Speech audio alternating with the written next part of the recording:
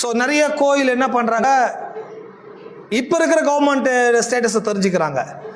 இந்த கவர்மெண்ட் ஸ்டேட்டஸை மட்டும்தான் இம்பார்ட்டன்ஸ் புரிஞ்சுக்கிறாங்க. இந்த கவர்மெண்ட் ஸ்டேட்டஸை தெரிஞ்சுக்கிறதுக்கு தான் அவங்க பிபிசி நியூஸ் மற்றும் நியூஸ் பேப்பரில் வாசிக்கிறாங்க.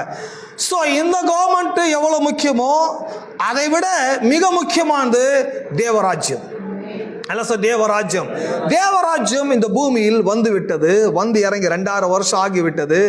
பட் சபை தேவராஜ்யத்தை குறித்த பிரீச்சிங், தேவராஜ்யத்தை குறித்த சுவிசேஷத்தை ஜனங்களுக்கு சரியாய் போதிக்க தவறிவிட்டதுனால இன்னைக்கு சபை ராஜ்யத்தின் சபையா இல்ல, அது ஒரு மதத்தில் ஊறி போன சபையாக மாறி இருக்கிறது. சபையில என்ன வந்துடுச்சு, ஆளுகை அதிகாரம் இருக்கின்ற சபைக்குள்ள சடங்குகளும் சம்பிரதாயங்களும் மதங்களும் கொள்கைகளும் இதை உருவாக்க ஆரம்பிச்சுட்டாங்க. இப்படிதான் முடி வெட்டணும், இப்படிதான் சட்ட துணியை போடணும், அப்புறம் என்ன சொல்ற